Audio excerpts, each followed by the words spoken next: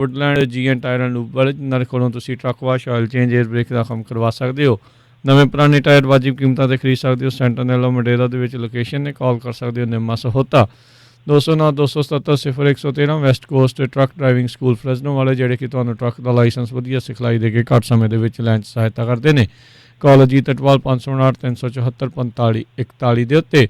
Sucha Singh, Jaskaran Singh, Gurpratap Singh ਫਰੈਜ਼ਨੋ, Paramjit Kaur Rangi Vacaville, Jarnail Singh Lynnwood, Harjit Singh, Surinder Kaur Aujla Daly City, Xander mortgage ਅਤੇ real estate ਵਾਲੇ। ਘਰ ਖਰੀਦਣ ਵੇਚਣ ਦੀਆਂ ਸੇਵਾਵਾਂ ਦੇ ਨਾਲ home loans, commercial loans, agriculture loans ਦੇ ਲਈ ਇਹਨਾਂ ਦੇ ਨਾਲ ਸੰਪਰਕ ਕਰ ਸਕਦੇ ਹੋ। ਨੰਬਰ 559 905 2575। ਟੇਰਕੀਣਾ ਇਮੀਗ੍ਰੇਸ਼ਨ ਲਾ ਫਰਮ, ਇਮੀਗ੍ਰੇਸ਼ਨ ਦਾ ਹੋਵੇ ਕਿਸੇ ਵੀ ਤਰੀਕੇ ਦਾ ਕੰਮ, ਇਮੀਗ੍ਰੇਸ਼ਨ ਦੇ ਅਟਰਨੀ ਜੇ ਟੇਰਕੀਣਾ ਉਹਨਾਂ ਦੇ ਨਾਲ ਸੰਪਰਕ ਕਰੋ। ਨੰਬਰ 415 909 0503 ਦੇ ਉੱਤੇ। तो मिंटू जी गलबात का सिलसिला शुरू करते जाइए। प्रवासी ते जेडे फसे हुए मजदूरों लई सुप्रीम कोर्ट करेगा अज एक आदेश पास।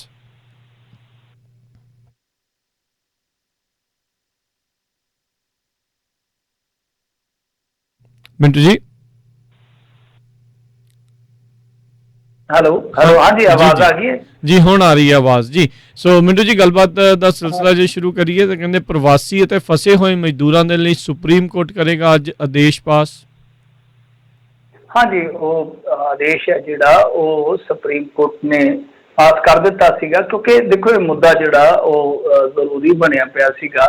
जरूरी इस करके बनया पिया सीगा कि ये कम वैसे तो पहला हो जाना चाहिए सी, पहला देर हो चुकी आ। ते दूसरे पासे जे देखिए तो हुण बहुत सारे राज्यों के विच लॉकडाउन लग चुका। उदा ही जे आपां देखिए तो एक प्रवासी नूं किसी स्टेट दे विच सर्वाइवल बहुत औखी हो जाती है। तो लिहाजा पछड़ के सही इन्हां ने जरूर अज कीता वा एक आदेश पास किया वा, जिहदे विच ट्रांसपोर्टेशन की, जिवें मैं कहा, फिर इस तो इलावा कि एक ओपन कम्यूनिटी किचन वगैरह जिथे भी इन्हां दा पड़ाव होंदा है तो उत्थे इस तरह दी मतलब कि इन्हां बुनियादी सहूलतां घट्टो घट्ट दित्तियां जान। पर किने देणियां? तुहानूं याद होना पिछले साल भी तो इस तरह ही होया सीगा।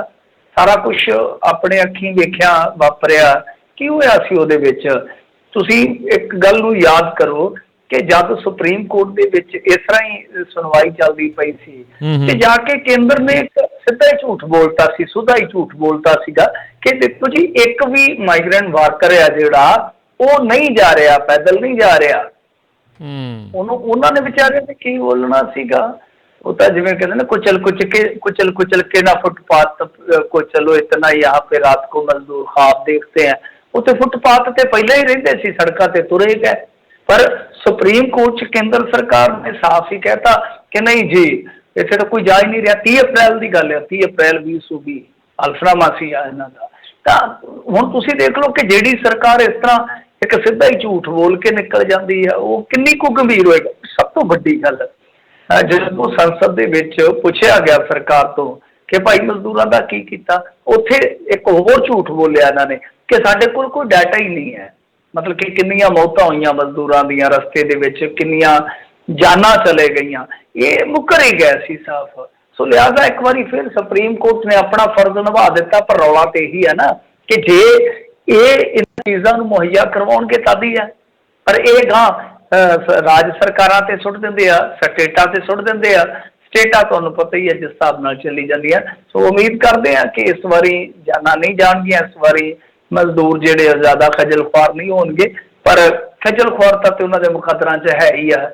तो आपां जे कुछ होर गल्लां करिए करोना दे नाल जुड़ियां, सो क्योंकि करोना नाल ही जुड़ियां खबरां आ रही ने, इत्थे होर तो कुछ है ही नहीं है। करोना ही होई पई आ।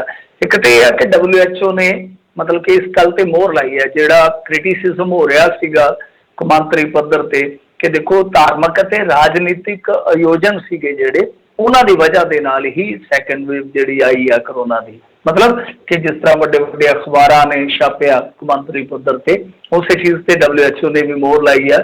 और कमाल की गल है कि इत्थे इन्हां दा जिहड़ा IT सैल है, या कह लो कि टोला है जिहड़ा इन्हां दा, ट्विटर योधे है जिहड़े, वो फर्जी वैबसाइटां बना के जिद्दां द गार्डियन अखबार दा बनाता इत्थे देसी वर्जन के जी दे डेली गार्डियन है, ਉਹਦੇ ਵਿੱਚ ਆਖੇ ਜੀ ਸਿਫਤ ਕੀਤੀ ਆ। ਇਸੇ ਤਰ੍ਹਾਂ ਉਹ ਆਸਟ੍ਰੇਲੀਆ ਵਾਲੇ ਇੱਕ ਸੀਗੇ, ਪਤਾ ਨਹੀਂ ਕਿਹੜੇ ਮੀਡੀਆ ਹਾਊਸ ਵਾਲੇ ਸੀ, ਮੈਨੂੰ ਨਾਂ ਭੁੱਲ ਗਿਆ, ਉਹਨਾਂ ਦੇ ਨਾਂ ਦੇ ਨਾਲ ਹੀ ਰਲਦਾ ਮਿਲਦਾ ਉਹ ਇੱਕ ਵੈਬਸਾਈਟ ਬਣਾ ਲਿਆ। ਸੋ ਇਸ ਤਰ੍ਹਾਂ ਇਹ ਕਰਦੇ ਪਏ ਆ, ਸੱਚਾਈ ਨੂੰ ਜਾਨੀ ਪ੍ਰਵਾਨ ਕਰਨ ਦੀ ਥਾਂ ਤੇ ਸੱਚਾਈ ਨੂੰ ਕਾਣ ਦੇ ਨਾਲ ਹੀ ਦੇਖੀ ਜਾ ਰਹੇ ਆ। ਦੂਜੀ ਗੱਲ ਜਿਹੜੀ ਆ, ਪ੍ਰਧਾਨ ਮੰਤਰੀ ਹੁਣ ਕਹਿੰਦੇ ਆ ਕਿ 20 ਮਈ ਨੂੰ ਜ਼ਿਲ੍ਹਾ ਅਧਿਕਾਰੀਆਂ ਦੇ ਨਾਲ ਸਿੱਧੀ ਗੱਲ ਕਰਿਆ ਕਰਨਗੇ 20 ਮਈ ਤੋਂ। ਤਾਂ ਚੰਗੀ ਗੱਲ ਆ, ਚਲੋ ਜ਼ਿਲ੍ਹਿਆਂ ਦੇ ਡੀਸੀਆਂ ਨਾਲ ਗੱਲ ਕਰਿਆ ਕਰਨ, ਮੁੱਖ ਮੰਤਰੀਆਂ ਨਾਲ ਤੇ ਪੂਰੀ ਪੈ ਗਈ। ਹੁਣ ਦੇਖੋ ਜਿਹੜੇ ਜ਼ਿਲ੍ਹਾ ਅਧਿਕਾਰੀ ਉਹਨਾਂ ਨਾਲ ਕੀ ਹੁੰਦਾ। ਦੂਸਰੇ ਪਾਸੇ UPSC ਦੇ ਜਿਹੜੇ ਹੁੰਦੇ ਆ ਸਿਵਲ ਸਰਵਿਸਿਜ਼ ਦੇ, ਜਿਨ੍ਹਾਂ ਨੂੰ ਆਪਾਂ ਪ੍ਰੀਲਿਮਿਨਰੀ ਪ੍ਰੀਖਿਆ ਦੇ ਇਮਤਿਹਾਨ ਕਹਿੰਦੇ ਆ, ਉਹ ਵੀ ਇਹਨਾਂ ਨੇ ਮੇਰੇ ਖਿਆਲ ਦੇ ਨਾਲ ਮੁਲਤਵੀ ਕਰ ਦਿੱਤੇ ਆ। ਡੇਟ ਹਾਲੇ ਬਾਅਦ ਦੇ ਵਿੱਚ ਅਨਾਊਂਸ ਕਰੂਗੇ। ਇਸ ਤੋਂ ਇਲਾਵਾ ਸਪੂਤਨਿਕ ਦਵਾਈ ਸੀਗੀ, ਜਿਹੜੀ ਵੈਕਸੀਨ ਸੀਗੀ, ਉਹਨੂੰ ਇਹਨਾਂ ਨੇ ਪ੍ਰਵਾਨਗੀ ਦੇ ਦਿੱਤੀ ਆ। ਸਪੂਤਨਿਕ ਜਿਹੜੀ ਆ ਉਹ ਅਗਲੇ ਹਫ਼ਤੇ ਅਵੇਲੇਬਲ ਹੋ ਜਾਊਗੀ। ਵੈਸੇ ਗਲੋਬਲ ਟੈਂਡਰਿੰਗ ਦੀਆਂ ਵੀ ਅੱਜ ਗੱਲਾਂ ਹੋਈਆਂ। ਹਰਿਆਣੇ ਨੇ ਕਿਹਾ ਕਿ ਅਸੀਂ ਜਲਦੀ ਗਲੋਬਲ ਜਿਹੜੀ ਹੈਗੀ ਆ ਟੈਂਡਰਿੰਗ ਉਹ ਕਰਾਂਗੇ। ਇਸ ਤੋਂ ਇਲਾਵਾ ਜੇ ਆਪਾਂ ਦੇਖੀਏ ਤਾਂ ਤਮਿਲਨਾਡੂ ਦੇ CM ਨੇ ਪ੍ਰਧਾਨ ਮੰਤਰੀ ਨੂੰ ਚਿੱਠੀ ਲਿਖੀ ਹੈ ਕਿ ਵੈਕਸੀਨ ਤੋਂ GST ਹਟਾ ਦਿਓ, ਪਰ ਇਹ GST ਹਟਾ ਨਹੀਂ ਰਹੇ। ਅਨੁਪਮ ਖੇਰ ਨੇ ਅੱਜ ਇੱਕ ਇੰਟਰਵਿਊ 'ਚ ਨਰਿੰਦਰ ਮੋਦੀ ਸਰਕਾਰ ਦੀ ਆਲੋਚਨਾ ਕਰਕੇ ਸਭ ਨੂੰ ਹੈਰਾਨ ਕਰ ਦਿੱਤਾ, ਸੱਟੇ 'ਚ ਪਾ ਦਿੱਤਾ। ਅਨੁਪਮ ਨੇ ਕਿਹਾ ਕਿ ਇਹ ਬਹੁਤ ਮਹੱਤਵਪੂਰਨ ਹੈ ਕਿ ਸਰਕਾਰ ਦੀ ਜਵਾਬਦੇਹੀ ਤੈਅ ਹੋਵੇ। ਤਾਂ ਇਹ ਬਹੁਤ ਵੱਡੀ ਗੱਲ ਹੈ, ਕਿਉਂਕਿ ਉਹ ਕਹਿ ਰਹੇ ਸੀਗੇ ਕਿ ਦੇਖੋ ਸਰਕਾਰ ਜਿਹੜੀ ਉਹ ਤਿਲਕ ਗਈ ਆ, ਮਤਲਬ ਸਰਕਾਰ ਥਿੜਕ ਗਈ ਆ, ਉਹਦੇ ਕਹਿਣ ਦਾ ਮਤਲਬ ਸੀ। ਇਸ ਤੋਂ ਇਲਾਵਾ ਚੇਤਨ ਭਗਤ, ਸੁਹੇਲ ਸੇਠ, ਇਹੋ ਜਿਹੇ ਨਾਮ ਵੀ ਆ ਜਿਨ੍ਹਾਂ ਦੇ ਸੁਰ ਬਦਲ ਗਏ। ਜਿਹੜੇ ਕੱਟੜ ਕਹਿ ਲਓ ਕਿ ਮੋਦੀ ਭਗਤ ਸੀ, ਉਹਨਾਂ ਦੇ ਵਿੱਚੋਂ ਇੱਕ ਮੁਕੇਸ਼ ਖੰਨਾ ਵੀ ਸੀ, ਆਪਣੀ ਭੈਣ ਗੁਜ਼ਰ ਗਈ ਉਹਦੀ, ਸ਼ਕਤੀਮਾਨ। ਉਹ ਕਹਿੰਦਾ ਸੌਰੀ ਸ਼ਕਤੀਮਾਨ, ਮੈਂ ਤੁਹਾਡੀ ਐਵੇਂ ਭਗਤੀ ਕਰਦਾ ਰਿਹਾ, ਕਿਉਂਕਿ ਉਹਨਾਂ ਦੀ ਭੈਣ ਗੁਜ਼ਰ ਗਈ। ICU ਬੈੱਡ ਜਿਹੜਾ ਸੀਗਾ ਉਹ ਨਸੀਬ ਨਹੀਂ ਹੋਇਆ। ਹੁਣ ਉਹਨਾਂ ਨੇ ਵੀ ਕਿਤੇ ਨਾ ਕਿਤੇ ਆਪਣੇ ਸੁਰ ਬਦਲੇ। ਜਿਹੜੇ ਮਤਲਬ ਕਿ ਕੱਟੜ ਭਗਤ ਸੀਗੇ ਨਾ, ਪੂਰੇ ਜਿੱਦਾਂ ਕਹਿ ਲਓ ਕਿ ਪੂਰੇ ਰੰਗ 'ਚ ਹੀ ਰੰਗੇ ਹੋਏ ਸੀਗੇ, ਲੀਨ ਸੀਗੇ ਭਗਤੀ ਦੇ ਵਿੱਚ, ਉਹਨਾਂ ਦੀਆਂ ਅੱਖਾਂ ਵੀ ਖੁੱਲ੍ਹ ਰਹੀਆਂ, ਉਹਨਾਂ ਦੇ ਕਪਾਟ ਵੀ ਇਸ ਮੁਸੀਬਤ ਨੇ ਖੋਲ੍ਹ ਦਿੱਤੇ ਆ। ਸੋ ਇੱਕ ਹੋਰ ਬੜੀ ਅੱਜ ਕਹਿ ਲਓ ਕਿ ਬੇਵਸੀ ਦੀ ਤਸਵੀਰ ਵੇਖਣ ਨੂੰ ਮਿਲੀ। ਇੱਕ ਹਸਪਤਾਲ ਦੇ ਵਿੱਚ ਇੱਕ ਮਾਂ ਦਾ ਕਹਿ ਲਓ ਕਿ ਇੱਕ ਵੀਡੀਓ ਕਾਲ ਸੀ ਜਿਹੜਾ ਡਾਕਟਰਾਂ ਨੇ ਕਰਵਾਇਆ ਜਾਂਦੀ ਵੇਰ ਦਾ। ਤਾਂ ਉਹਨੇ ਆਪਣੇ ਬੇਟੇ ਦੇ ਨਾਲ ਗੱਲ ਕੀਤੀ, ਉਹ ਗਾਣਾ ਗਾਇਆ, ਤੇਰਾ ਮੁਝ ਸੇ ਹੈ ਪਹਿਲੇ ਕਾ ਨਾਤਾ, ਕੋਈ ਐਸਾ ਗਾਣਾ ਸੀਗਾ ਹਿੰਦੀ ਫਿਲਮ ਦਾ, ਕੋਈ ਪੂਰਾ ਤਾਂ ਨਹੀਂ ਮੈਨੂੰ ਪਤਾ। ਤਾਂ ਉਹ ਜਿਹੜਾ ਗਾਣਾ ਗਾਇਆ ਗਿਆ, ਉਸ ਤੋਂ ਬਾਅਦ ਉਹਨੇ ਦਮ ਤੋੜ ਦਿੱਤਾ। ਉਹਨੇ ਸਭ ਨੂੰ ਇਮੋਸ਼ਨਲ ਕਰ ਦਿੱਤਾ, ਸਭ ਨੂੰ ਜਜ਼ਬਾਤੀ ਕਰ ਦਿੱਤਾ। ਇਸ ਤੋਂ ਇਲਾਵਾ ਦਿੱਲੀ ਦੇ ਹਸਪਤਾਲ 'ਚ ਇੱਕ ਹੋਰ ਲੜਕੀ ਵੀ ਆ ਰਹੀ ਸੀਗੀ ਵੀਡੀਓ, ਜਿਹੜੀ ਕਿ ਡਾਕਟਰਾਂ ਨੇ ਬਾਹਰ ਭੇਜੀ ਆ, ਕਿ ਉਹਨੇ ਕਿਹਾ ਕਿ ਗਾਣਾ ਲਾ ਦਿਓ। ਉਸੇ ਤਰ੍ਹਾਂ ਹੀ ਉਹ ਆਕਸੀਜਨ ਵਗੈਰਾ ਲੱਗੀ ਆ ਤੇ ਉਹ ਬੈੱਡ ਤੇ ਬੈਠੀ ਜਿਹੜੀ ਆ ਉਹ ਥਿੜਕ ਰਹੀ ਆ, ਮਤਲਬ ਕਿ ਗਾਣੇ ਤੇ ਰਿਐਕਸ਼ਨ ਦੇ ਰਹੀ ਹੈ। ਤਾਂ ਬਹੁਤ ਲੋਕਾਂ ਨੇ ਐਪਰੀਸ਼ੀਏਟ ਕੀਤਾ ਕਿ ਜ਼ਿੰਦਾ ਦਿਲ ਇਨਸਾਨ ਜਿਹੜੇ ਉਹ ਲੜਾਈ ਵੀ ਕਰ ਰਹੇ ਆ ਇਸ ਕਰੋਨਾ ਦੇ ਨਾਲ। ਇਸ ਤੋਂ ਇਲਾਵਾ UP ਦੀ ਜੇ ਗੱਲ ਕਰੀਏ, ਕਿਉਂਕਿ UP ਦੀ ਗੱਲ ਤੋਂ ਬਿਨਾਂ ਕਰੋਨਾ ਦੀਆਂ ਖਬਰਾਂ ਜਿਹੜੀਆਂ ਉਹ ਅਧੂਰੀਆਂ ਨੇ ਅੱਜ ਕੱਲ੍ਹ। ਇਹਨਾਂ ਦੀ ਮੈਨੇਜਮੈਂਟ ਕਹਿੰਦੇ ਆ ਕਿ ਟੋਟਲੀ ਕੋਲੈਪਸ ਕਰ ਗਈ ਆ, ਫੇਲ ਹੋ ਗਈ ਆ। ਪਿੰਡਾਂ ਦੇ ਵਿੱਚ ਨਾ ਦਵਾ, ਨਾ ਟੈਸਟਿੰਗ, ਮੌਤਾਂ ਇੰਨੀਆਂ ਕਿ ਗਿਣੀਆਂ ਨਹੀਂ ਜਾ ਸਕਦੀਆਂ। ਇਹ ਇੱਕ ਦੈਨਿਕ ਭਾਸਕਰ ਅਖਬਾਰ ਆ, ਬਹੁਤ ਵੱਡਾ ਇੰਡੀਆ 'ਚ। ਤਾਂ ਇਹਨਾਂ ਦੇ ਜਿਹੜੇ ਪੱਤਰਕਾਰ ਸੀਗੇ, ਇਹਨਾਂ ਨੇ ਟੀਮਾਂ ਬਣਾ ਕੇ ਆਪਣੀਆਂ ਗਰਾਊਂਡ 'ਚ ਉਤਾਰੀਆਂ ਨੇ। ਹਰੇਕ ਜ਼ਿਲ੍ਹੇ ਦਾ ਡਾਟਾ ਇਹਨਾਂ ਨੇ ਕਲੈਕਟ ਕੀਤਾ, ਸਰਕਾਰੀ ਡਾਟੇ ਦੇ ਨਾਲ ਮਿਲਾ ਕੇ ਦੱਸਿਆ ਕਿ ਕੀ ਕੁਛ ਹੋ ਰਿਹਾ, ਸਿਵਿਆਂ ਦੇ ਆંકੜੇ ਕੱਢ ਕੇ ਲਿਆਂਦੇ ਨੇ।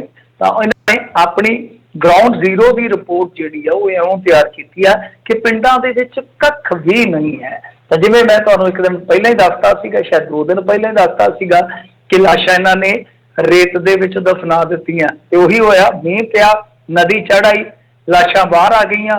ਇਹ ਪੱਤਰਕਾਰ ਕੁਛ ਮੌਕੇ ਤੇ ਪਹੁੰਚਣ 'ਚ ਕਾਮਯਾਬ ਹੋਏ। ਤੜਕੇ 4 ਵਜੇ ਦਾ ਵਿਖਾ ਸੀਗਾ, 4 ਵਜੇ ਦਾ ਸਮਾਂ ਸੀਗਾ। ਤਾਂ ਉਦੋਂ ਤੱਕ ਇੱਕ ਪੱਤਰਕਾਰ ਨੇ ਜੋ ਗਿਣਤੀ ਅੰਦਾਜ਼ਨ ਲਾਈ ਹੈ, ਉਹ ਕਹਿੰਦਾ ਕਿ 500 ਲਾਸ਼ਾਂ ਅਸੀਂ ਦੇਖ ਚੁੱਕੇ ਸੀ। ਯਕਦਮ ਇਹ ਆਏ ਆ, ਕਿਉਂਕਿ ਉਦੋਂ ਪਹਿਲਾਂ ਕੁੱਤੇ ਉਹਨਾਂ ਨੂੰ ਖਾ ਰਹੇ ਸੀ, ਕਿਸੇ ਦਾ ਹੱਥ ਕਿਤੇ, ਕਿਸੇ ਦੀ ਲੱਤ ਕਿਤੇ, ਉਹ ਜਿਹੜੀਆਂ ਲਾਸ਼ਾਂ ਬਾਹਰ ਆ ਗਈਆਂ। ਤਾਂ ਉਸ ਤੋਂ ਬਾਅਦ ਇਹ ਆਏ ਅਫਸਰ ਤੇ ਨਾਲ ਦੀ ਨਾਲ ਕਹਿੰਦੇ ਕਿ ਧੂ ਧਾ ਕੇ ਜੋ ਸੀਗਾ ਵੀ ਲਾਸ਼ਾਂ ਦੀ ਗਿਣਤੀ ਨਾ ਹੋਵੇ, ਉੱਤੇ ਮਿੱਟੀ ਪਾ ਕੇ ਫਿਰ ਨਾ ਪਾ ਦਿੱਤੀਆਂ ਲਾਸ਼ਾਂ। ਦੇਖੋ ਹੋ ਕੀ ਰਿਹਾ, ਦੇਖੋ ਕੀ ਚੱਲ ਰਿਹਾ। ਜਿਹੜਾ DC ਆ ਉਹ ਕਹਿੰਦਾ ਕਿ ਹਾਂ ਜੇ ਕੁੱਤਿਆਂ ਨੇ ਨੋਚੀਆਂ ਲਾਸ਼ਾਂ ਵੀ ਸਾਨੂੰ ਰਿਪੋਰਟ ਮਿਲੀ ਹੈ ਤਾਂ ਅਸੀਂ ਇਹਦੀ ਅੱਗੇ ਇਨਕੁਆਇਰੀ ਕਰਾਂਗੇ, ਅਸੀਂ ਵੇਖਾਂਗੇ ਲਾਸ਼ਾਂ ਕਿੱਥੋਂ ਆਈਆਂ। ਤੇ ਜਿਹੜਾ ਐਸਡੀਐਮ ਉਹ ਕਹਿੰਦਾ ਕਿੱਥੇ ਲਾਸ਼ ਤਾਂ ਕੋਈ ਹੈ ਹੀ ਨਹੀਂ ਹੈ। ਲਓ ਦੇਖੋ ਪੈਰ ਤੇ ਹੀ ਜਿਹੜੇ ਆ ਉਹ ਝੂਠ ਬੋਲੇ ਜਾ ਰਹੇ ਆ। ਇਸ ਤਰ੍ਹਾਂ ਉਨਾਬ ਜਿੱਥੇ ਇੱਕ ਹਾਟ ਆ ਜਿੱਥੋਂ ਦੀ ਮੈਂ ਤੁਹਾਨੂੰ ਗੱਲ ਦੱਸੀ ਆ, ਇਹ ਇੱਥੇ ਉਨਾਬ ਤੋਂ 16 ਡਾਕਟਰਾਂ ਦਾ ਅਸਤੀਫਾ ਆ ਗਿਆ। ਉਹਨਾਂ ਨੇ ਆਖਿਆ ਕਿ ਪ੍ਰਸ਼ਾਸਨ ਸਾਡੇ ਨਾਲ ਇਸ ਤਰ੍ਹਾਂ ਦਾ ਰਵੱਈਆ ਰੱਖ ਕੇ ਚੱਲ ਰਿਹਾ ਕਿ ਜਿਵੇਂ ਅਸੀਂ ਮਤਲਬ ਕਿ ਕੋਈ ਗੁਨਾਹਗਾਰ ਹੋਈਏ। ਬਹੁਤ ਜ਼ਿਆਦਾ ਪ੍ਰੈਸ਼ਰਾਈਜ਼ ਕੀਤਾ ਜਾ ਰਿਹਾ ਹੈ। ਇਸ ਤੋਂ ਇਲਾਵਾ ਉੱਤਰ ਪ੍ਰਦੇਸ਼ ਦੇ ਵਿੱਚੋਂ ਹੀ ਆਕਸੀਜਨ ਸਪੋਰਟ ਤੇ ਇੱਕ 90 ਸਾਲ ਦੇ ਬਿਰਧ ਬੰਦੇ ਦੀਆਂ ਇਹੋ ਜਿਹੀਆਂ ਤਸਵੀਰਾਂ ਆਈਆਂ ਜੇ ਦੇਖ ਲਈਆਂ ਜਾਣ ਤਾਂ ਦਿਲ ਜਿਹੜਾ ਉਹ ਵਾਲੇ ਮਾਰਦਾ ਆ, ਕਿਉਂਕਿ ਉਹਨੂੰ ਹੱਥ ਕੜੀਆਂ ਨਾਲ ਜੂੜਿਆ ਹੋਇਆ, ਉਹਦੇ ਪੈਰਾਂ ਨੂੰ ਸੰਗਲੀਆਂ ਬੇੜੀਆਂ ਕਹਿ ਲਓ ਕਿ ਲਾਈਆਂ ਗਈਆਂ ਨੇ। ਇਸ ਤੋਂ ਇਲਾਵਾ ਜੇ ਆਪਾਂ ਦੇਖੀਏ ਤਾਂ ਆਕਸੀਜਨ ਕੋਲੋਂ ਹੁਣ ਤੋਂ 150 ਹੁਣ ਤੱਕ 150 ਤੋਂ 200 ਤੱਕ ਦੀ ਮੌਤ ਜਿਹੜੀ ਹੈ ਉਹ ਹੋਈ ਹੈ। ਨਵਨੀਤ ਕਾਲੜਾ ਜਿਹੜਾ ਕਿ ਬਲੈਕ ਮਾਰਕੀਟਿੰਗ ਕਰ ਰਿਹਾ ਸੀਗਾ, ਬਹੁਤ ਤਗੜਾ ਕਾਰੋਬਾਰੀ, ਉਹਦੀ ਜ਼ਮਾਨਤ ਅਰਜ਼ੀ ਜਿਹੜੀ ਉਹ ਖਾਰਜ ਕਰ ਦਿੱਤੀ ਗਈ ਆ।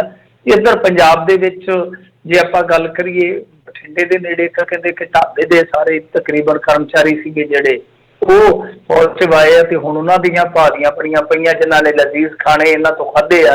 ਇਸੇ ਤਰ੍ਹਾਂ ਬਠਿੰਡੇ ਦਾ ਗੁਆਂਢੀ ਜ਼ਿਲ੍ਹਾ ਮਾਨਸਾ, ਉੱਥੇ ਯੋਗਾ ਦੇ ਵਿੱਚ ਕਰੋਨਾ ਪੋਜ਼ਿਟਿਵ ਮਰੀਜ਼ਾਂ ਨੂੰ ਦੇਣ ਲਈ ਜਿਹੜੀਆਂ ਉਹ ਕਿੱਟਾਂ ਆਈਆਂ ਸੀਗੀਆਂ ਉਹ ਖਤਮ ਹੋ ਗਿਆ। ਬਰਨਾਲਾ ਜ਼ਿਲ੍ਹੇ 'ਚ ਕੁੱਲ ਕਹਿੰਦੇ ਕਿ 8 ਵੈਂਟੀਲੇਟਰ ਆ, ਕੋਈ ਵੀ ਨਹੀਂ ਚੱਲ ਰਿਹਾ, ਰੱਬ ਆਸਰੇ ਮਰੀਜ਼ ਆ।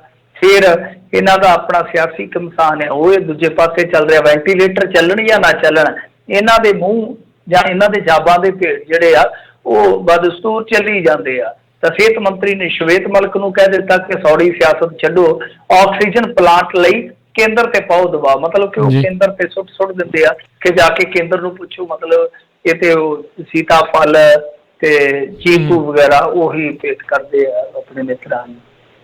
ਇੱਧਰ ਸੁਖਬੀਰ ਸਿੰਘ ਬਾਦਲ ਨੇ ਐਲਾਨ ਕੀਤਾ ਕਿ ਮੈਂ ਪਲਾਜ਼ਮਾ ਡੋਨੇਟ ਕਰੂੰਗਾ। ਪਲਾਜ਼ਮਾ ਥੈਰੇਪੀ ਤਾਂ ਫੇਲ ਹੋ ਚੁੱਕੀ ਹੈ ਜੀ, ਕੋਵਿਡ-19 ਮੈਨੂੰ ਲੱਗਦਾ ਕਿ US ਦੇ ਵਿੱਚ ਵੀ ਉਹਦੀ ਕੋਈ ਜ਼ਿਆਦਾ ਨਹੀਂ, ਜੇ ਆਪਾਂ ਦੇਖੀਏ ਤਾਂ ਜ਼ਿਆਦਾ ਉਹਦੀ ਬਚਾਅ ਵਾਲੀ ਕਹਾਣੀ ਨਹੀਂ ਹੈ। ਤਾਂ ਪਲਾਜ਼ਮਾ ਥੈਰੇਪੀ ਬਾਕੀ ਪ੍ਰਧਾਨ ਦਾ ਪਲਾਜ਼ਮਾ ਕੌਣ ਲਏਗਾ, ਕਰਮਾਂ ਵਾਲਾ, ਦੇਖਦੇ ਆ ਕਿਹਨੂੰ ਜਾਂਦਾ ਉਹ।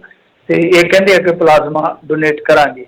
ਤੇ ਇੱਧਰ ਇੱਕ ਡਾਟਾ ਜਾਰੀ ਕੀਤਾ ਗਿਆ 2 ਸਾਲਾਂ ਦਾ, ਮਤਲਬ ਕਿ 19-20 ਤੇ 20-21 ਦਾ 12,000 ਕੰਪਨੀਆਂ ਇੰਡੀਆ 'ਚ ਬੰਦ ਹੋ ਗਈਆਂ। 12,000 ਕੰਪਨੀਆਂ, ਜਿਹਦੇ 'ਚ 2 ਸਾਲਾਂ 'ਚ ਪੰਜਾਬ ਦੀਆਂ ਵੀ 1,000 ਕੰਪਨੀਆਂ ਨੇ। ਤਾਂ ਟੋਟਲ ਇਸ ਵੇਲੇ ਜੋ ਰਨਿੰਗ ਨੇ ਜਿਨ੍ਹਾਂ ਦੇ ਵਿੱਚ ਕਾਰੋਬਾਰ ਹੋ ਰਿਹਾ ਉਹ ਹੈਗੀਆਂ ਆਪਣੇ 18,000। ਤਾਂ ਜਿਹਦੇ 'ਚੋਂ 1,000 ਤਕਰੀਬਨ 1,900 ਸਮਥਿੰਗ ਆ, 1,000 ਜਿਹੜੀ ਆ ਉਹ 2 ਸਾਲਾਂ 'ਚ ਹੀ ਆ ਗਈ ਆ। ਇੱਧਰ ਕਰੋਨਾ ਕਾਲ ਦੇ ਵਿੱਚ ਬੜੇ ਮਾਰ ਕੇ ਮਾਰੇ ਜਾ ਰਹੇ ਪੁਲਿਸ ਵੱਲੋਂ ਵੀ। ਤੇ ਇੱਕ ਜਨਾਬ ਜਿਹੜੇ ਆ ਉਹ ਅੱਜ ਆਂਡੇ ਚੋਰੀ ਕਰਦੇ ਫੜੇ ਗਏ ਪੁਲਿਸ ਵਾਲੇ ਵਰਦੀ ਸਮੇਤ, ਕੈਮਰੇ 'ਚ ਕੈਦ ਹੋ ਗਏ।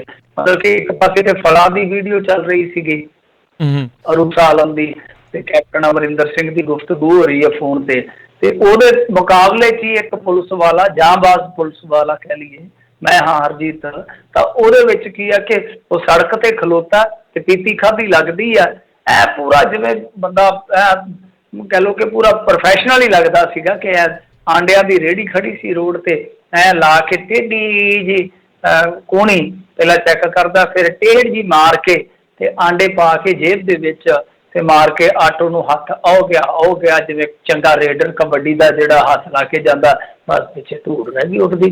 ਤੇ ਬਾਅਦ ਦੇ ਵਿੱਚ ਸਿਆਣਿਆ ਗਿਆ ਫਤਿਹਗੜ੍ਹ ਸਾਹਿਬ ਤੋਂ ਸੀ। ਸੋ ਆਂਡਿਆਂ ਵਾਲੀ ਤੇ ਉਹ ਜਿਹੜੀ ਫਲਾਂ ਵਾਲੀ ਵੀਡੀਓ ਬਹੁਤ ਜ਼ਬਰਦਸਤ ਮੁਕਾਬਲਾ ਚੱਲ ਰਿਹਾ ਸੀ ਸੋਸ਼ਲ ਮੀਡੀਆ ਤੇ। ਬਾਕੀ ਪਤਾ ਨਹੀਂ ਕੌਣ ਫਸਟ ਜਾਂਦਾ ਕੌਣ ਸੈਕਿੰਡ ਜਾਂਦਾ ਜੀ। ਵੱਡਿਆਂ ਲੋਕਾਂ ਦੀਆਂ ਛੋਟੀਆਂ ਗੱਲਾਂ, ਇਹ ਹੁਣ ਸਮਝ ਨਹੀਂ ਆਈ ਕੀ ਆ ਵੀ ਇਹ ਸੀਤਾਫਲ ਖਾਣਾ ਕਿ ਚੀਕੂ ਖਾਣਾ ਜਾਂ ਕੀ ਇਹਦਾ ਕਿਹੜਾ ਬਾਗ ਇੱਥੇ ਇਹਨਾਂ ਨੇ ਲਵਾਉਣਾ। ਹੁਣ ਵੇਖੋ ਪੰਜਾਬ ਕੀ ਮੰਗਦਾ ਵੀ ਇਹ ਬਾਗ ਕਿਹੜਾ ਚਾਹੀਦਾ ਆ। ਹਾਲ ਤੁਸੀਂ ਦੇਖ ਲਓ ਵੀ ਲੋਕ ਉੱਥੇ ਮਰਨ ਨੂੰ ਆਏ ਆ ਤੇ ਇੱਥੇ ਇਹਨਾਂ ਨੂੰ ਸੀਤਾਫਲ ਤੇ ਚੀਕੂ ਤੋਂ ਹੀ ਜਿਹੜੀ ਉਹ ਵੇਲ ਨਹੀਂ ਹੈਗੀ।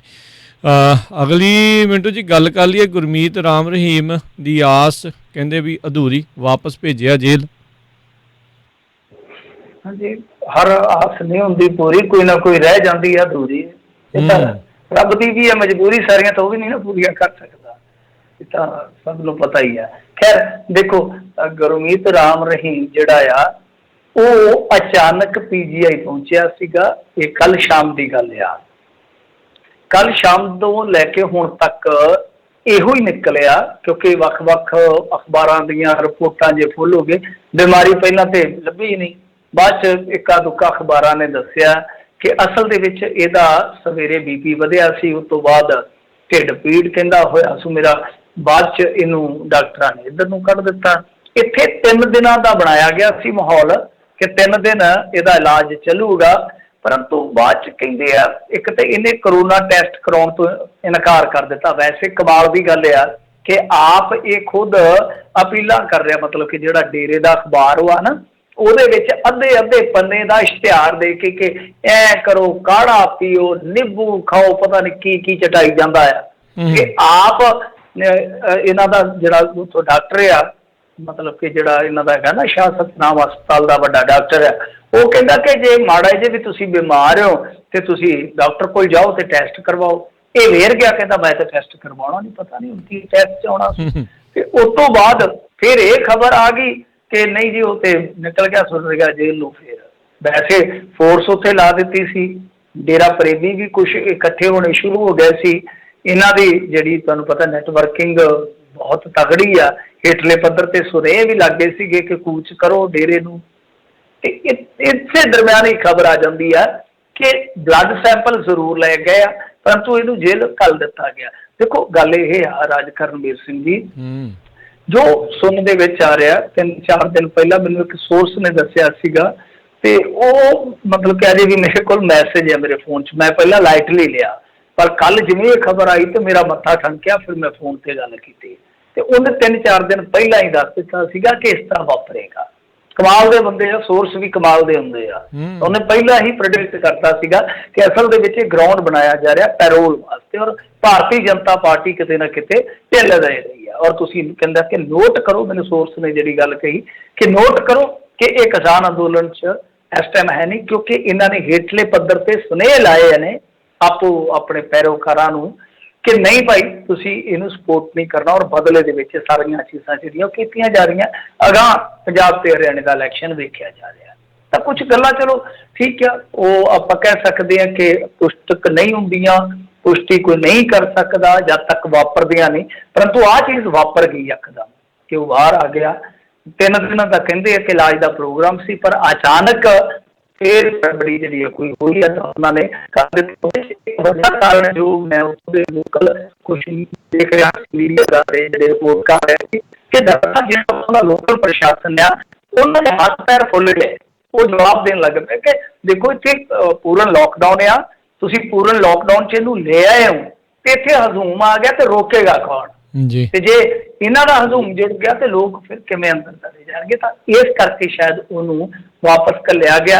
ਆਉਣ ਵਾਲੇ ਦਿਨਾਂ 'ਚ ਕਹਿੰਦੇ ਆ ਕਿ ਕੁਛ ਨਾ ਕੁਛ ਖਿਚੜੀ ਜਿਹੜੀ ਆ ਉਹ ਜ਼ਰੂਰ ਪੱਕੇਗੀ। ਇਹ ਵੀ ਅੰਦਾਜ਼ਾ ਲਾਇਆ ਜਾ ਸਕਦਾ ਕੋਈ ਮੁਲਾਕਾਤ ਵੀ ਹੋ ਸਕਦੀ ਹੈ ਉੱਥੇ, ਹੋ ਗਈ ਹੋਵੇ ਕਿਸੇ ਦੇ ਨਾਲ, ਖਾਸ ਬੰਦੇ ਦੇ ਨਾਲ, ਕਿਉਂਕਿ ਬਹੁਤ ਜ਼ਿਆਦਾ ਸਿਕਿਉਰਿਟੀ ਸੀ। ਹਿਸਾਬ ਲਾ ਲਓ ਕਿ ਦੱਸਦੇ ਆ ਕਿ 100-150 ਤਾਂ ਮੁਲਾਜ਼ਮ ਹੀ ਸੀਗਾ ਸਿਕਿਉਰਿਟੀ ਵਾਲਾ। ਇਸ ਤੋਂ ਇਲਾਵਾ DSP ਬਕਾਇਦਾ ਇੱਕ ਡਿਊਟੀ ਦੇ ਰਿਹਾ ਸੀਗਾ। ਤਾਂ ਪੁਲਿਸ ਵਾਲਿਆਂ ਨੇ ਵੀ ਕਿਤੇ ਨਾ ਕਿਤੇ ਸੁੱਖ ਦਾ ਸਾਹ ਲਿਆ ਕਿ ਕਰੋਨਾ ਦੇ ਚੱਲਦੇ ਆ, ਪਹਿਲਾਂ ਹੀ ਬਹੁਤ ਸਟ੍ਰੈਸਫੁਲ ਲਾਈਫ ਆ ਸਾਡੀ, ਉੱਤੋਂ ਇਹ ਵੀ ਵਿਪਤਾ ਪੈ ਚੱਲੀ ਸੀਗੀ, ਤਾਂ ਸ਼ੁਕਰ ਕੀਤਾ ਕਿ ਸੁੰਦਰੀਆ ਜੇਲ੍ਹ ਨੂੰ ਕੂਚ ਕਰ ਗਿਆ ਗੁਰਮੀਤ ਇਨਸਾਨ। ਜੀ ਜੀ। ਕੋਟਕਪੂਰਾ ਗੋਲੀकांड, ਨਵੀਂ ਜਾਂਚ ਟੀਮ ਵੱਲੋਂ ਘਟਨਾ ਸਥਾਨ ਦਾ ਦੌਰਾ।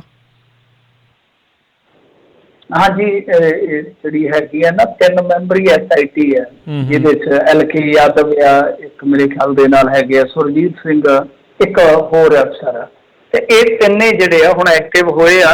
ਇਹਨਾਂ ਨੇ ਘਟਨਾ ਵਾਲੀਆਂ ਥਾਵਾਂ ਦਾ ਦੌਰਾ ਕੀਤਾ, ਜਿਸ ਤਰ੍ਹਾਂ ਕੋਟਕਪੂਰਾ ਬੱਤੀਆਂ ਵਾਲਾ ਚੌਂਕ, ਤੁਸੀਂ ਤੇ ਸ਼ਾਇਦ ਨਹੀਂ ਦੇਖਿਆ ਹੋਣਾ, ਬਾਕੀ ਇਸ ਇਲਾਕੇ 'ਚ ਜਿਹੜੇ ਲੰਘੇ ਆ ਉਹਨਾਂ ਨੂੰ ਪਤਾ ਕੋਟਕਪੂਰਾ ਜਦੋਂ ਲੰਘੀਏ ਤੇ ਇੱਕੋ ਹੀ ਚੌਂਕ ਆ ਉੱਥੇ ਕੋਟਕਪੂਰੇ ਦਾ ਮੇਨ, ਤੇ ਜਿੱਥੇ ਸਭ ਕੁਛ ਵਾਪਰਿਆ ਸੀ ਉਹ ਬੱਤੀਆਂ ਵਾਲੇ ਚੌਂਕ ਦੇ ਵਿੱਚ ਆਏ ਨੇ।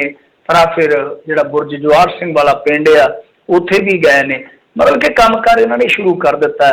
ਪਰ ਇਹਦੇ 'ਚ ਕੀ ਆ ਕਿ ਆਪਣੇ ਕੋਲ ਇਨਫੋਰਮੇਸ਼ਨ ਨਹੀਂ ਆਏਗੀ ਇਸ ਮੁਤਲਕ, ਅੱਗੇ ਆ ਜਾਂਦੀ ਸੀਗੀ, ਕਿਉਂਕਿ ਕੁੰਵਰ ਵਿਜੇ ਪ੍ਰਤਾਪ ਸਿੰਘ ਤੇ ਉਹ ਹੀ ਪੱਤਰਕਾਰਾਂ ਦੇ ਨਾਲ ਗੱਲਬਾਤ ਕਰਨ ਦਾ ਸ਼ੌਂਕੀ ਸੀਗਾ ਤੇ ਬਹੁਤ ਕੁਛ ਉਹ ਦੱਸ ਜਾਂਦਾ ਸੀਗਾ, ਅਣਦੱਸਿਆ ਵੀ ਬਹੁਤ ਕੁਛ ਦੱਸ ਜਾਂਦਾ ਸੀਗਾ, ਬਿਨਾਂ ਬੋਲਿਆ ਵੀ ਬਹੁਤ ਕੁਛ ਬੋਲ ਜਾਂਦਾ ਸੀ। ਉਹ ਇਸ ਤਰ੍ਹਾਂ ਦਾ ਅਫਸਰ ਸੀਗਾ।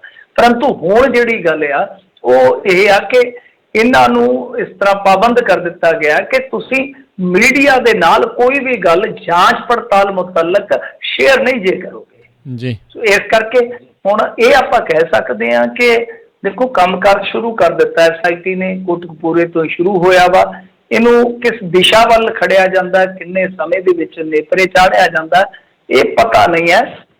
ਹੁਣ ਇਹੀ ਦੱਸ ਸਕਦੇ ਮਹੀਨਾ, 2 ਮਹੀਨੇ, 4 ਮਹੀਨੇ, 6 ਮਹੀਨੇ, ਕਿਉਂਕਿ 6 ਮਹੀਨੇ ਤੋਂ ਵੱਧ ਤਾਂ ਇਹਨਾਂ ਨੂੰ ਵਕਫਾ ਮਿਲੇਗਾ ਨਹੀਂ। ਪਰ ਦੂਜੀ ਗੱਲ ਇਹ ਹੈ ਕਿ ਦੇਖੋ ਇੱਕ SIT ਬਣਾ ਦਿੱਤੀ, ਠੀਕ ਹੈ, ਉਹਨਾਂ ਨੇ ਕੰਮ ਵੀ ਸ਼ੁਰੂ ਕਰ ਦਿੱਤਾ। ਹੁਣ ਤੁਸੀਂ ਦੇਖੋ ਨਾ ਕਿ ਬਾਈਬਲ ਦੇ ਵਿੱਚ ਵੀ ਤਾਂ ਨਿਰਦੋਸ਼ ਮਰੇ ਸੀਗੇ, ਅਣਪਛਾਤੀ ਪੁਲਿਸ ਨੇ ਮਾਰੇ ਉਹ, ਤਾਂ ਉਹਦੀ ਜਿਹੜੀ ਜਾਂਚ ਪੜਤਾਲ ਹੈ ਉਹ ਨਹੀਂ ਤੁਰ ਰਹੀ। ਆਪਾਂ ਅੱਗੇ ਵੀ ਇੱਕ ਦਿਨ ਗੱਲ ਕੀਤੀ ਸੀਗੀ, ਕਿਉਂਕਿ ਕੁੰਵਰ ਵਿਜੇ ਪ੍ਰਤਾਪ ਕੋਲ ਹੀ ਉਹ ਜਾਂਚ ਪੜਤਾਲ ਸੀ, ਤੇ ਕੁੰਵਰ ਵਿਜੇ ਪ੍ਰਤਾਪ ਸਿੰਘ ਤੇ ਖਾਕੀ ਕੋਟ ਲਾ ਕੇ ਕਾਲਾ ਕੋਟ ਪਾ ਗਿਆ, ਉਹਦਾ ਕੋਟ ਲਾ ਕੇ ਤੇ ਹਾਈ ਕੋਰਟ ਚਲੇ ਗਿਆ ਖਾਕੀ ਕੋਟ ਲਾ ਕੇ। ਹੁਣ ਦੂਜੀ ਜਾਂਚ ਪੜਤਾਲ ਵੀ ਨਾਲ ਤੋਰਨੀ ਚਾਹੀਦੀ ਆ, ਉਹਦੇ ਵਾਸਤੇ ਕਿਹਦੀ ਉਡੀਕ ਕੀਤੀ ਜਾ ਰਹੀ ਆ? ਮੌੜ ਬੰਬ ਧਮਾਕੇ ਦੀ ਜਾਂਚ ਪੜਤਾਲ ਵੀ ਕਰਵਾਉਣੀ ਚਾਹੀਦੀ ਆ। ਮਰੇ ਤੇ ਉਹਦੇ 'ਚ ਵੀ ਪੰਜਾਬੀ ਨੇ, ਮਰੇ ਤੇ ਉਹਦੇ 'ਚ ਵੀ ਸਿੱਖਾਂ ਦੇ ਜਵਾਕ ਸੀ ਜੀ। ਰੈਲੀ ਤੁਹਾਡੀ ਸਿਆਸੀ ਸੀਗੀ, ਤੇ ਦੇਖੋ ਕੀ ਉੱਥੇ ਖੂਨੀ ਕਾਂਡ ਹੋਇਆ, ਤਾਰਾਂ ਜਿਹੜੀਆਂ ਸਾਰਾ ਪਤਾ ਹੀ ਆ ਕਿਹਦੇ ਨਾਲ ਜੁੜਦੀਆਂ ਉਹ। ਸੋ ਕਹਿਣ ਦਾ ਮਤਲਬ ਇਹ ਆ ਕਿ ਇੱਕ ਜਾਂਚ ਪੜਤਾਲ ਤੁਸੀਂ ਜਿਹੜੀ ਕਿ ਰਾਜਨੀਤਿਕ ਤੌਰ ਤੇ ਤੁਹਾਡੇ ਲਈ ਲਾਹੇਵੰਦੀ ਹੋ ਸਕਦੀ ਹੈ ਜਾਂ ਤੁਹਾਡੇ ਲਈ ਨੁਕਸਾਨਦੇਹ ਹੋ ਸਕਦੀ ਹੈ, ਉਹ ਤੁਸੀਂ ਤੋੜ ਦਿੱਤੀ ਆ ਲੋਕਾਂ ਦੀ ਅੱਖਾਂ ਠੰਡੀਆਂ ਕਰਨ ਦੇ ਮਾਰਿਆਂ ਨੇ। ਪਰੰਤੂ ਜਿਹੜੀ ਦੂਸਰੀ ਹੈ ਬਾਈਬਲ ਵਾਲੀ ਮਹੱਤਵਪੂਰਨ ਹੈ ਉਹ ਵੀ, ਤਾਂ ਉਹ ਵੀ ਤੁਸੀਂ ਛੱਡ ਰਹੇ ਹੋ, ਤੇ ਪਲੱਸ ਮੌੜ ਬੰਬ ਧਮਾਕੇ ਵਾਲਾ ਵੀ ਮਾਮਲਾ ਛੱਡ ਰਹੇ ਹੋ। ਤੇ ਕਹਿਣ ਦਾ ਮਤਲਬ ਕਿ ਕਾਣ ਆ, ਤੁਹਾਡੀ ਨੀਅਤ ਦੇ ਵਿੱਚ ਹੀ ਕਾਣ ਆ। ਜਿੱਥੇ ਨੀਅਤ ਦੇ ਵਿੱਚ ਕਾਣ ਹੋਵੇ ਉੱਥੇ ਇਨਸਾਫ ਦਾ ਨੁਕਸਾਨ ਹੁੰਦਾ ਹੀ ਹੁੰਦਾ ਹੈ, ਅੱਜ ਹੋ ਜਾਵੇ ਭਲਕੇ ਹੋ ਜਾਵੇ। ਸੋ ਇਹ ਵੀ ਘੱਟ ਨਹੀਂ ਹੈਗੇ ਭਾਰਤੀ ਜਨਤਾ ਪਾਰਟੀ ਦੇ ਨਾਲੋਂ। ਸਿਰਫ ਤੇ ਸਿਰਫ ਇਹ ਆ ਕਿ ਧਾਰਮਿਕ ਮੁੱਦਾ ਜ਼ਿੰਦਾ ਰੱਖਣਾ ਹੈ। ਯਾਦ ਹੈ ਨਾ ਤੁਹਾਨੂੰ, ਇਹ ਵੇਖ ਲਓ ਉਹਨਾਂ ਨੇ ਕਿੰਨੇ ਦਹਾਕਿਆਂ ਤੱਕ ਧਾਰਮਿਕ ਮੁੱਦਾ, ਮੰਦਿਰ ਦਾ ਜਿੱਦਾਂ ਲਾ ਲਓ, ਮੰਦਿਰ ਦੇ ਵੈਸੇ ਤਾਂ ਉਹਨਾਂ ਦੇ ਬਹੁਤ ਮੁੱਦੇ ਆ, ਤਾਂ ਉਹਨਾਂ ਨੇ ਜ਼ਿੰਦਾ ਰੱਖਿਆ, ਉਸ ਮੁੱਦੇ ਨੂੰ ਜ਼ਿੰਦਾ ਰੱਖਿਆ ਔਰ ਕਿੰਨਾ ਫਾਇਦਾ ਖੱਟਿਆ। ਔਰ ਇਹ ਵੀ ਇਸੇ ਮੁੱਦੇ ਨੂੰ ਸ਼ਾਇਦ ਜਿਉਂਦਾ ਰੱਖਣਾ ਚਾਹੁੰਦੇ ਆ, ਇਹਨੂੰ ਨਿਬੇੜਨਾ ਨਹੀਂ ਚਾਹੁੰਦੇ। ਜੇ ਨਿਬੇੜਨਾ ਚਾਹੁੰਦੇ ਹੋਣ ਤੇ ਜੇ ਇਨਸਾਫ ਹੀ ਦੇਣਾ ਚਾਹੁੰਦੇ ਹੋਣ, ਫਿਰ ਦੂਸਰੀਆਂ ਜਾਂਚ ਪੜਤਾਲਾਂ ਕਿਉਂ ਪਿੱਛੇ ਛੁੱਟ ਰਹੀਆਂ, ਇਹਦਾ ਜਵਾਬ ਦੇ ਦੇਣ। ਜੀ ਜੀ ਬਿਲਕੁਲ। ਅਗਲੀ ਗੱਲ ਕਰੀਏ, ਸੁਖਬੀਰ ਬਾਦਲ ਹੋਣਾ ਦਾ ਜਾਖੜ ਨੂੰ ਖੁੱਲ੍ਹਾ ਚੈਲੰਜ, ਅਬੋਹਰ ਤੋਂ ਮੇਰੇ ਨਾਲ ਚੋਣ ਲੜੇ। ਇੱਕ ਵਾਰੀ ਤਾਂ ਮੈਨੂੰ ਲੱਗਦਾ ਹਾਰੇ ਵੀ ਸੀ ਉੱਥੋਂ। ਹਾਂਜੀ, ਹਾਰ ਗਿਆ ਸੀ ਸੁਨੀਲ ਜਾਖੜ। ਇਹਨਾਂ ਦੇ ਬੰਦੇ ਨੇ ਲੜਾਇਆ ਸੀ, ਜਿਹੜਾ ਉਹ ਹੈਗਾ ਸੀਗਾ ਨਾ ਡੋਡਾ। ਡੋਡੇ ਨੇ ਬੜੀ ਵੋਟ ਖਰਾਬ ਕਰਤੀ ਸੀਗੀ, ਬਹੁਤ ਵੋਟ ਖਰਾਬ ਕੀਤੀ ਸੀ ਸੁਨੀਲ ਜਾਖੜ ਦੀ, ਪ੍ਰਵਾਤਾ ਸੀ ਸੁਨੀਲ ਜਾਖੜ ਨੂੰ, ਹਾਰ ਗਿਆ ਸੀਗਾ ਇਹ। ਫਿਰ ਇਸ ਤੋਂ ਇਲਾਵਾ ਜੇ ਆਪਾਂ ਦੇਖੀਏ ਤਾਂ ਫਿਰੋਜ਼ਪੁਰ ਤੋਂ ਵੀ ਹਾਰ ਗਿਆ ਸੀਗਾ। ਫਿਰੋਜ਼ਪੁਰ ਵੀ ਇਹਨਾਂ ਦਾ ਲੋਕਲ ਏਰੀਆ ਹੀ ਹੈ ਨਾ, ਅਬੋਹਰ ਪਹਿਲਾਂ ਫਿਰੋਜ਼ਪੁਰ ਦੀ ਤਹਿਸੀਲ ਸੀ ਗਿਆ, ਤਾਂ ਉਦੋਂ ਫਿਰੋਜ਼ਪੁਰੋਂ ਹਾਰ ਗਿਆ। ਫਿਰ ਗੁਰਦਾਸਪੁਰ ਤੋਂ ਵੀ ਹਾਰ ਗਿਆ ਇੱਕ ਵਾਰੀ। ਸੋ ਸੁਨੀਲ ਜਾਖੜ ਦੀ ਹੈਟ੍ਰਿਕ ਵੱਜ ਚੁੱਕੀ ਆ।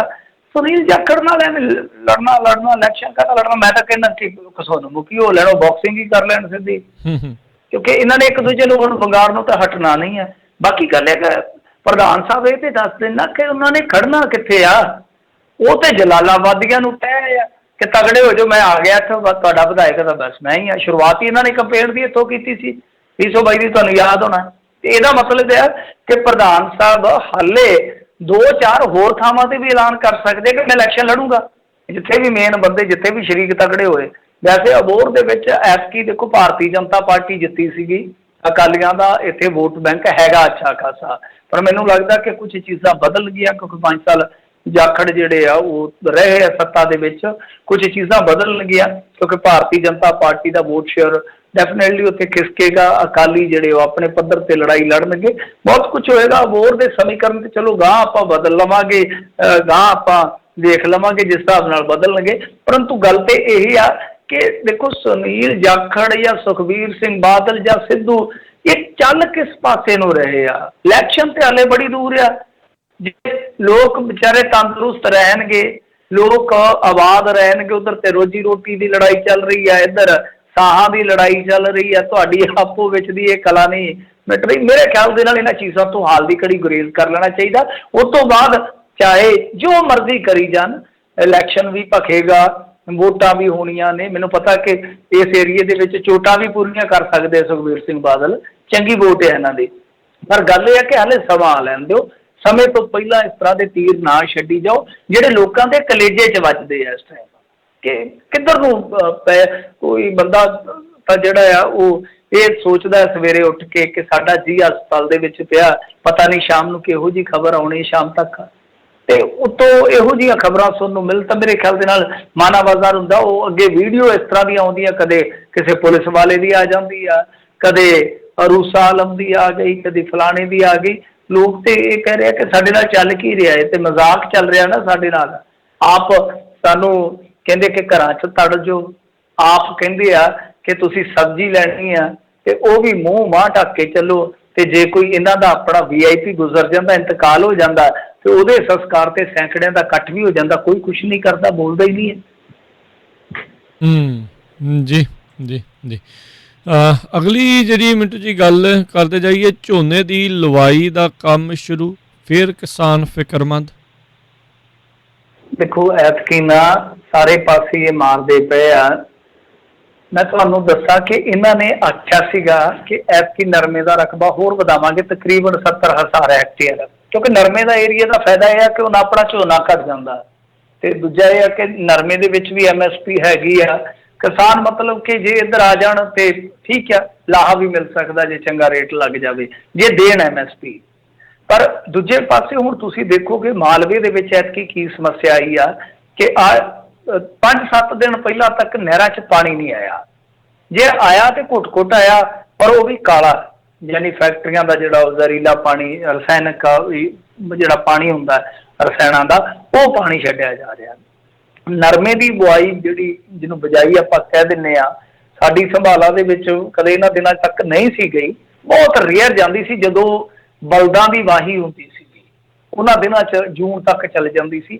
ਆ ਜਦੋਂ ਦਾ ਮਸ਼ੀਨੀ ਯੁੱਗ ਸ਼ੁਰੂ ਹੋਇਆ, ਮਸ਼ੀਨੀ ਯੁੱਗ ਤੇ ਵੈਸੇ ਬਹੁਤ ਪਹਿਲਾਂ ਦਾ ਸ਼ੁਰੂ ਹੋਇਆ, ਸਾਡੀ ਸੰਭਾਲ 'ਚ ਜ਼ਿਆਦਾ ਖੇਤੀ ਦਾ ਮਸ਼ੀਨੀਕਰਨ ਹੋਇਆ ਤੇ ਫੱਟਾ ਚੱਕ ਦਿੰਦੇ ਸੀ ਮਈ ਦੇ ਪਹਿਲੇ ਹਫ਼ਤੇ ਤੱਕ। ਆ ਤੁਸੀਂ ਹੁਣ ਦੇਖ ਲਓ ਦੂਜਾ ਹਫ਼ਤਾ ਵੀ ਹੋ ਗਿਆ ਤਾਂ ਹਾਲੇ ਵੀ ਲੋਕ ਬੀਜੀ ਜਾਂਦੇ ਆ।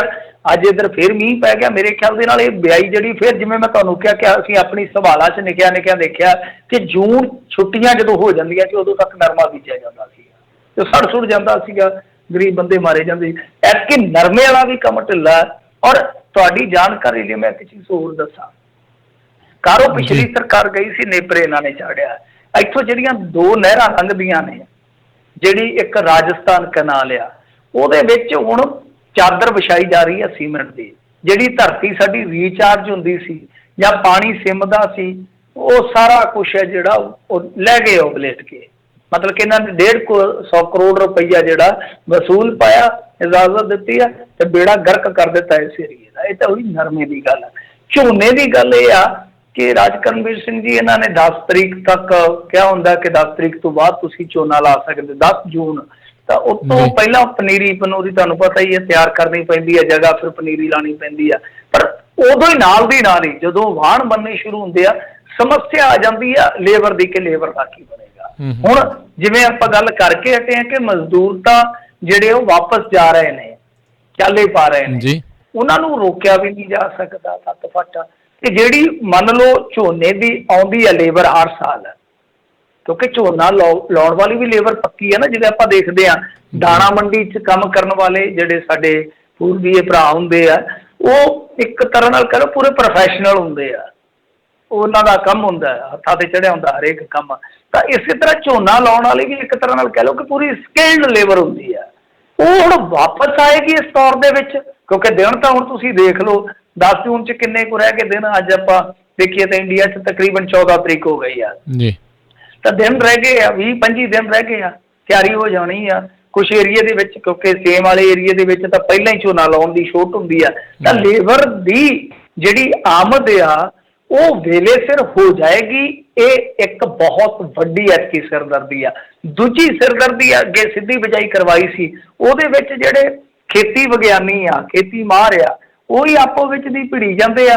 ਕੋਈ ਕਹਿੰਦਾ ਕਿ ਖੇਤੀ ਦੇ ਵਿੱਚ ਜਿਹੜੀ ਝੋਨੇ ਦੀ ਸਿੱਧੀ ਬਿਜਾਈ ਆ ਉਹ ਲਾਭਦਾਇਕ ਹੈ, ਤੇ ਕੋਈ ਕਹੀ ਜਾਂਦਾ ਨਹੀਂ ਜੀ ਇਹਦਾ ਕੋਈ ਫਾਇਦਾ ਨਹੀਂ, ਇਹਦਾ ਉਲਟਾ ਨੁਕਸਾਨ ਹੈ। ਮਤਲਬ ਕਿ ਪਾਣੀ ਹੈ ਜਿਹੜਾ ਉਹ ਜ਼ਿਆਦਾ ਖਪਦਾ ਜਾਂ ਜ਼ਮੀਨ ਜਿਹੜੀ ਆ ਉਹ ਜ਼ਿਆਦਾ ਕਰੜ ਮਾਰਦੀ, ਕੁਛ ਐਸੇ ਤਰਕ ਦਿੱਤੇ ਜਾ ਰਹੇ ਆ। ਸੋ ਉਹ ਵੀ ਆਪਸ ਦੇ ਵਿੱਚ ਕਹਿ ਲਓ ਕਿ ਸਹਿਮਤੀ ਨਹੀਂ ਹੋ ਰਹੀ। ਦੋ ਵੱਡੇ ਵਿਦਵਾਨਾਂ ਦੀ ਕਾਫੀ ਬਹਿਸ ਚੱਲੀ ਸੀ ਪਿਛਲੇ ਦਿਨੀ। ਤਾਂ ਦੇਖਦੇ ਆ ਕਿ ਲੇਬਰ ਵੇਲੇ ਸਿਰ ਆਉਂਦੀ ਹੈ ਜਾਂ ਫਿਰ ਸਿੱਧੀ ਬਿਜਾਈ ਵਾਲਾ ਜ਼ਿਆਦਾ ਫੰਡਾ ਅਪਣਾਇਆ ਜਾਂਦਾ, ਕੀ ਹੁੰਦਾ ਕੀ ਨਹੀਂ। ਪਰ ਹਾਲ ਦੀ ਘੜੀ ਕਹਿ ਲਓ ਕਿ ਕਣਕ ਵੇਚੀ ਆ, ਫਿਕਰਮੰਦੀ ਦੇ ਦੌਰ ਦੇ ਵਿੱਚ ਨਾਲ ਦੀ ਨਾਲ ਇਹ ਫਿਕਰ ਪੈ ਗਿਆ ਕਿ ਝੋਨਾ ਲੱਗੇਗਾ ਕਿ ਨਹੀਂ। ਜੇ ਝੋਨਾ ਲੱਗ ਗਿਆ ਨਾਲ ਦੀ ਨਾਲ ਇਹ ਫਿਕਰ ਪੈ ਜਾਏਗਾ ਝੋਨਾ ਪੱਕੇਗਾ ਕਿ ਨਹੀਂ। ਜੇ ਇਹ ਫਿਕਰ ਲੈ ਗਿਆ ਕਿ ਝੋਨਾ ਪੱਕ ਗਿਆ, ਫਿਰ ਇਹ ਫਿਕਰ ਲੱਗ ਜਾਏਗਾ ਕਿ ਮੋਦੀ ਝੋਨਾ ਚੱਕੇਗਾ ਕਿ ਨਹੀਂ। ਜੀ ਜੀ, ਫਿਕਰ ਦਾ ਇਹ ਜਿਹੜਾ ਗੇੜ ਆ ਉਹ ਤੁਰਿਆ ਹੀ ਰਹਿੰਦਾ ਆ। ਤੇ ਮਿੰਟੂ ਜੀ ਬਹੁਤ ਬਹੁਤ ਧੰਨਵਾਦ, ਤੁਸੀਂ ਸਾਡੇ ਨਾਲ ਜੁੜੇ ਇਹਨਾਂ ਖਬਰਾਂ ਬਾਰੇ ਜਾਣਕਾਰੀ ਦਿੱਤੀਆਂ। ਮਿਲਦੇ ਹਾਂ ਜੀ ਅਗਲੀ ਵਾਰ। ਮਿਹਰਬਾਨੀ, ਸਤਿ ਸ੍ਰੀ ਅਕਾਲ। ਸਤਿ ਸ੍ਰੀ ਅਕਾਲ ਜੀ। ਜੀ ਦੋਸਤੋ, ਉੱਥੇ ਸਾਡਾ ਅੱਜ ਦਾ ਪ੍ਰੋਗਰਾਮ ਸਮਾਪਤ ਹੈ। ਮਿਲਦੇ ਹਾਂ ਅਗਲੀ ਵਾਰ। ਤੱਕ ਲਈ ਮੇਰੇ ਵੱਲੋਂ ਵੀ ਤੁਹਾਨੂੰ ਸਭ ਨੂੰ ਪਿਆਰ ਭਰੀ ਸਤਿ ਸ੍ਰੀ ਅਕਾਲ। ਸੁਣਦੇ ਰਹੋ ਪੰਜਾਬੀ ਰੇਡੀਓ USA।